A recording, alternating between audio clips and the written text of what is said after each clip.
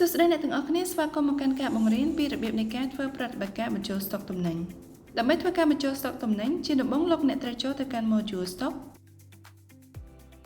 រើស Receive Product បន្ទាប់មកចុចទៅលើប៊ូតុង Create ដើម្បីធ្វើការបញ្ចូល Stock សម្រាប់ Record លោកអ្នកអាចធ្វើការបំពេញឬរំលងនោះកម្មវិធីនឹងធ្វើការចាប់ Record ជូននិងស្វ័យប្រវត្តិកំណត់កាលបរិច្ឆេទនៃការបញ្ចូល Stock នៅក្នុងផ្នែក Receive Date លោកអ្នកអាចធ្វើការបង្កើតប្រភេទនៃការបញ្ចូល Stock បានភ្លាមៗដោយចុចទៅលើសញ្ញាបូកដើម្បីបង្កើតថ្មីរួចចុចទៅលើប៊ូតុង Add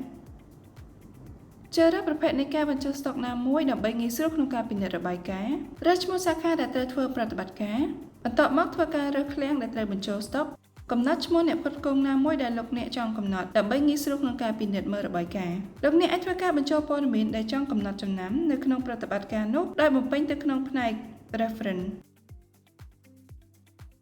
បន្ទាប់មកសូមចុចត្រង់នេះដើម្បីរើសមុខទំនិញដែលលោកអ្នកត្រូវបញ្ចូលស្តុករួចចុចទៅលើប៊ូតុង OK ឬលោកអ្នកអាចធ្វើការបង្កើតឈ្មោះទំនិញថ្មីបានភ្លាមៗដោយចុចទៅលើប៊ូតុង Create បំពេញព័ត៌មាននៃការបញ្ចូលស្តុកដែលមានដូចជាចំនួនទំនិញដែលត្រូវបញ្ចូលຂະຫນាតដែលត្រូវទទួលចូលថ្លៃដើមមុខទំនិញនីមួយៗនៅក្នុងមួយឯកតា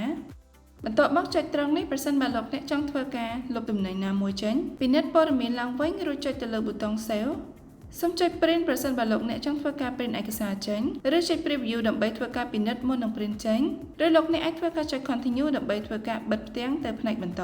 លោកអ្នកអាចធ្វើការស្វែងរកឯកសារប្រតិបត្តិការបញ្ចូលស្តុកណាមួយតាមរយៈការវាយបញ្ចូលលេខកូដនៅក្នុងប្រអប់ Search ឬចុចទៅលើ Advanced Filter បន្ទាប់មកធ្វើការរើសកាលបរិច្ឆេទដែលលោកអ្នកធ្វើប្រតិបត្តិការនោះឬចុចប៊ូតុង Apply ចុច Export ដើម្បីធ្វើការទាញយកលេខប្រតិបត្តិការនៃការបញ្ចូលស្តុកចេញជា File Excelចុច Double Click លើប្រតិបត្តិការណាមួយដើម្បីធ្វើការ Preview ឬធ្វើការ Print ចេញ